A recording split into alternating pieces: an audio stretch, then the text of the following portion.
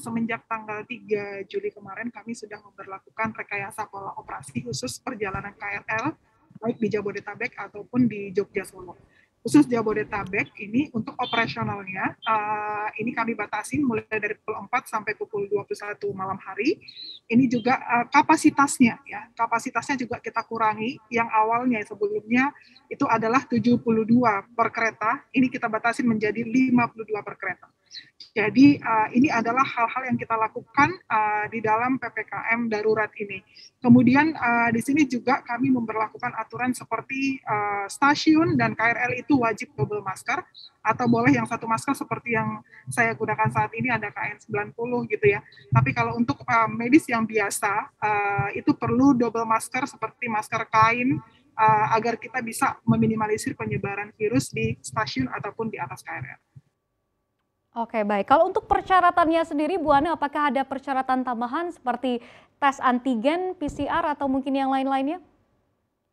Ya, ini kan komuters ya, angkutan antar kota, sehingga untuk yang antigen ini kita lakukan random check.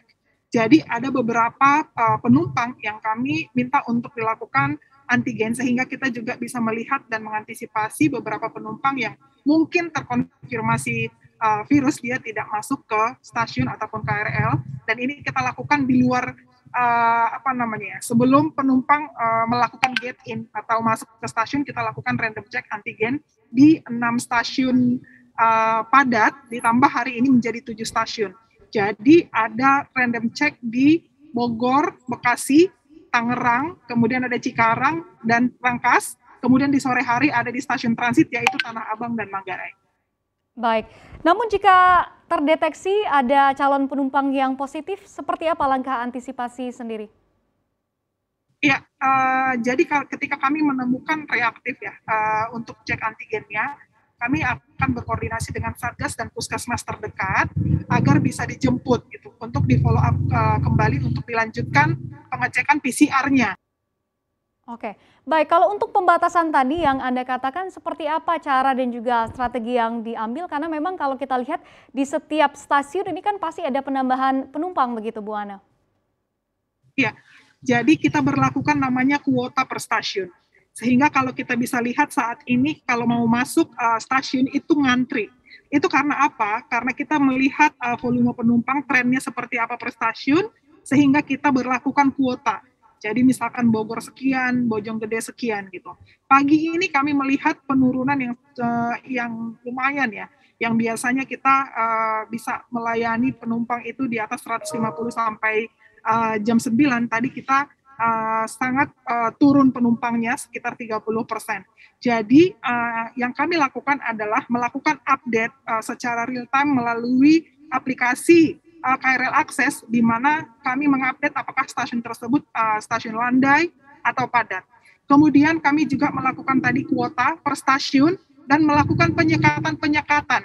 Karena pada saat ini KCI tidak berkewajiban untuk mengangkut penumpang sebanyak-banyaknya, tetapi mengangkut penumpang dengan protokol kesehatan, yakni 52 per kereta, dengan tentu penumpang-penumpang yang memenuhi syarat seperti menggunakan masker, kemudian mereka juga bisa menikmati fasilitas atau menggunakan fasilitas cuci tangan di stasiun gitu. Hal-hal inilah yang kami lakukan agar kami bisa membatasi penumpang masuk ke stasiun.